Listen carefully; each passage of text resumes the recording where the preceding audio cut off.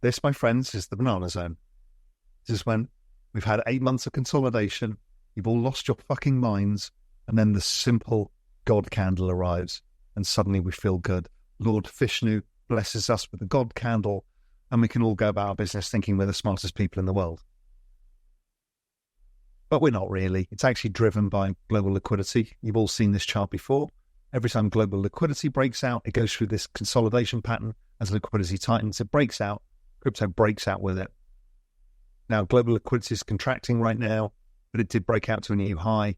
It's expected to break out going forwards, and I'll show you that in a second. So we're at the point where crypto does really well, which is the banana zone. Crypto follows global liquidity. Does it really well? It's got an 87.5% correlation. Global liquidity is forecast by our models at Global Macro Investor to keep going forward. Bitcoin Zella stands out with its simplicity and clarity. We've crafted an experience that anyone can dive into, whether you're a crypto expert or just a new to the crypto world. Now guess who keeps his eye on us? The author of best-selling book Rich Dad Poor Dad, Robert Kiyosaki. And we want to take this opportunity and thank all the people who trusted us, and we read every comment. And the best part, it's free. Subscribing now means you will get all new information for free. Don't just follow the trends, stay ahead of them. Subscribe to Bitcoin Zella today and enjoy the new edge. Banana Zone arrived. After a few months of telling you it was going to happen, it's finally here. The Banana Zone is among us now. Is the time not to ruin this up. Global liquidity comes in these seasons, spring, summer, or winter. Again, I've covered these a lot. We are in summer. If you look at the summer periods of that weird mustard orange, we always have a strong market in liquidity. So that's the debasement of currency that makes our number go up. Our number go up is Bitcoin. Bitcoin is the benchmark asset. And again, we go further out the risk curve. Late summer and fall is all about the risk curve. We'll come on to that. But if you look at the mustard periods, it's always gone up in summer. In fact, so is the NASDAQ. All risk assets always go up. Election years, same thing. Presidential election cycle, all the same thing. And then in fall, we tend to have a good rally, and then we top out eventually. Twice it's been at the end of the year. Once it's been kind of towards the end of the year with that weird double top pattern, which I don't think will be repeated. But everyone has PTSD from. All you fuckers have PTSD. Because once it didn't extend, and everyone's like, oh my God, I need to sell early. I get it. I will help you with this. You'll see some of the things, the indicators that will help you. I will try and get you to get that right. I didn't get it right either. I bought ETH call options at the high, expecting it to go. I mean, luckily it was only 5% of my portfolio. I get trolled on Twitter endlessly, like, he went max long at ETH at the high. No, I didn't. I bought call options, 5% of my portfolio. Failed miserably. But I'll do my best to help. And again, I can't promise anything. Bitcoin price is trying to punch through the $90,000 level, but encountering some pushback. Let's briefly explore why. On the BTC/USDT 1-hour chart, one can observe a block of sell orders at $90,000. As BTC price runs into these asks, the selling adds a bit of gravity to the price momentum, and the price pulls back slightly. Another block of asks can also be observed at $91,150. Looking at the aggregate order book also provides a clear view of how the $90,000 level is being defended. Bullish traders would like to push through the $90,000 level in order to begin liquidating short positions in this region that extend to $93,000. Further evidence of this push to break through $90,000 can also be seen in the surge in spot volumes, notably at Coinbase, where Bitcoin tends to trade at a premium. Global M2, another indicator of private sector liquidity.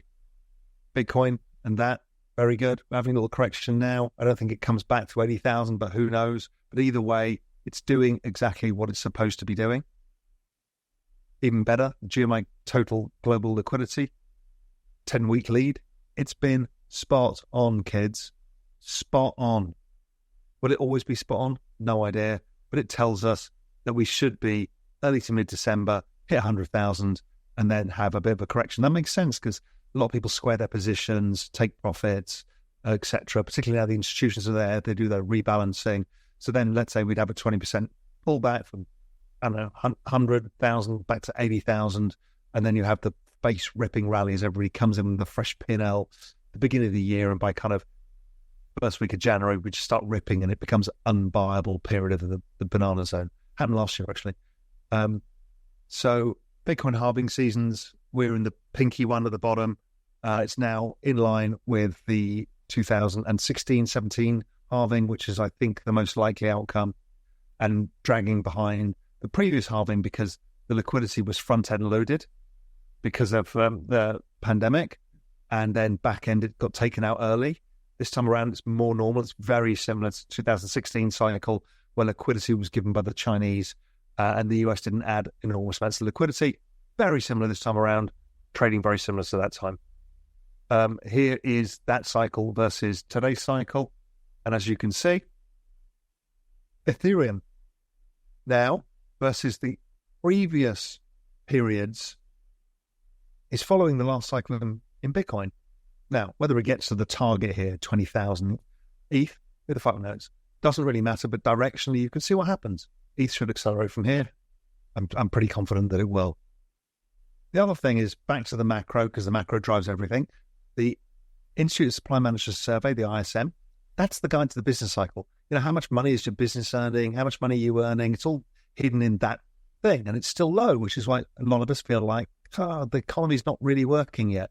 But the forward-looking financial conditions, which is based about rates and the dollar and oil prices, are forward-looking basis, very positive for the business cycle. So we should see a lot of kind of economic activity and feel-good factor within ourselves ahead. So that's very important because it drives altcoin season. We care about altcoin season because that's when you make the big fucking bucks. Altcoin season, here's altcoin's percentage of Bitcoin total market cap. We are likely to, we follow the ISM, it's the old ISM I've shown you, is going to pick up. Well, what we're going to see is altcoins dominance rising massively and Bitcoin dominance falling, and us being able to make a lot of money in the smaller stuff rather than Bitcoin. Smaller stuff, you know, for me, the bets for me are Solana and Sui, but you all choose your own, whatever that may be. And that's fine. I don't want to argue about what tokens, what here. I'll leave that to you, but don't go out too much out of your ski tips, out of the risk curve. Bitcoin, ETH, Solana, everything else is more speculative. Remember that. Despite the implications for financial policy as a result, Bitcoin held steady, managing a brief thrust above the $90,000 mark. Markets continued to bet on another interest rate cut by the Federal Reserve in December, with the odds at over 80% at the time of writing, per data from CME Group's FedWatch tool.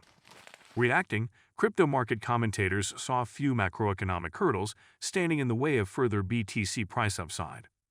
CPI in line, Quinn Thompson, founder of hedge fund Lecker Capital, told followers on X, having previously called the data release a nothing burger. See you at $100,000 Bitcoin next week. Trader, analyst, and entrepreneur Michael Van de Poppe agreed with a six-figure target, noting that November 14 would see more data, the producer price index. In his latest market analysis, Trader Skew highlighted $95,000 as a key supply zone based on exchange order book liquidity. Flow is pretty slow and declining volume during Asia's session, typically lines up with a move in EU/US session, he noted. And do not forget to subscribe to Bitcoin Seller. The most important news will reach your inbox on a daily basis and for free. I do not know why you have not subscribed yet. If you like the video, give it a thumbs up and subscribe for more daily updates. Remember, knowledge is power, and we're here to empower you on your financial journey. Until next time, happy investing.